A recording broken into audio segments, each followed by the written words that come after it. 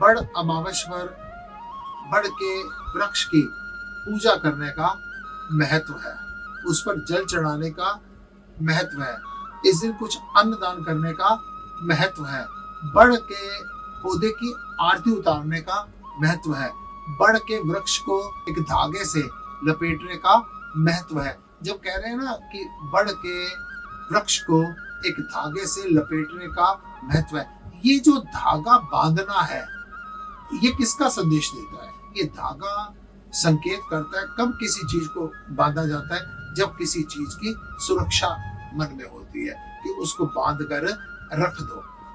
अब दुख का विषय क्या है?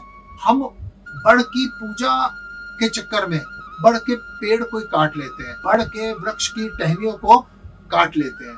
हमने बड़ की पूजा क्या की, टहनियां और काट ली। मैं आपसे कहूंगा, अगर आप वट वृक्ष की कोई टहनी काट कर आप अपने पति की, परिवार की दीर्घ आयु की कामना कर रहे हैं, वो कभी भी कामना फलदायी नहीं होगी, बल्कि आपको कोई ना कोई पाप कर्म का फल मिलेगा।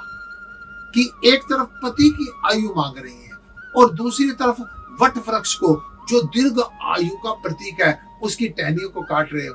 किसी को काट कर और अपने घर की आप शुभ कामना कैसे कर सकते हैं? आप एक पौधा लीजिए, उसकी पूजा कीजिए, अपने आसपास अगर जगह ना मिले ना, खेतों में, किसी पार्क में उस बड़ के वृक्ष को लगा दीजिए, उसको रोपिए। हर एक दिन के बाद, हर हफ्ते में 2 दिन या सप्ताह में 1 दिन कम से कम जाकर उसकी देखभाल कीजिए, उसको जल अर्पित कीजिए, उसमें खाद दीजिए।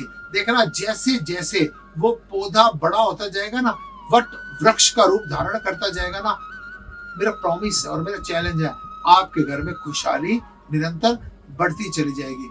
जब वो पौधा बड़ा होकर कई लोगों को छाया प्रदान करेगा ना, कई पक्षियों का आश्रय स्थल बनेगा ना, देखना आपकी कितनी समस्याओं का हल अपने आप हो जाएगा। क्योंकि लाख पोथी पड़ी बात मिली है दोए, सुख देने से सुख होता है और दुख देने से दुख होए।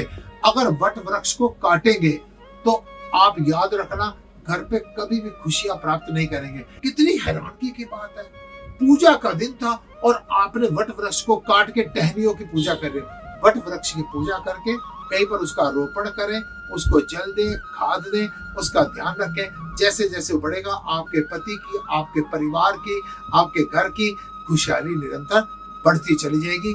बड़ा अमावस्या पर ये विशेष ध्यान रखें, पेड़ काटने नहीं है, पेड़ों को बांटना है और पेड़ों को रोपण करके उनको बढ़ाना है। ओम नमो नारायण।